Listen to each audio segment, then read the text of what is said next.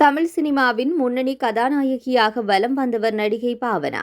இவர் தற்போது தெலுங்கு, கன்னடம், மலையாள படங்களில் நடித்து வருகின்றார். இந்த நிலையில் இன்று சென்னை விமான நிலையம் வந்த அவர் ரசிகர்களையும் செய்தியாளர்களையும் சந்தித்தார்.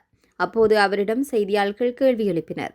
தமிழ் திரைப்படத்தில் நடிப்பீர்களா என்று கேட்க, அதற்கு அவர், நான் மலையாளத்தில் தற்போது 2 படங்களில் நடித்து வருகின்றேன். மேலும் கன்னடத்தில் ஒரு படத்திலும் நடித்து வருகின்றேன். தமிழில் சமீப காலமாக எந்த படத்திலும் ஒப்பந்தமாகவில்லை. நல்ல படம் ஏதும் வந்தால் நிச்சயம் நடிப்பேன் என்று கூறியுள்ளார்.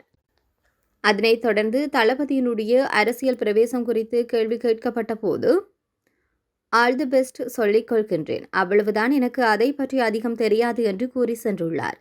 நடிகை பாவனா சினிமாவிற்கு சித்திரம் பேசுதடி திரைப்படத்தின் மூலம் அறிமுகமானவர். வெயில் திரைப்படத்தில் அவர் தன்னுடைய திறமையான நடிப்பை காட்டியிருப்பார். மேலும் தீபாவளி, ஜெயம் கொண்டான், அசல் ஆகிய திரைப்படங்கள் இவருக்கு ஏராளமான ரசிகர்களை குவித்தமை குறிப்பிடத்தக்கது.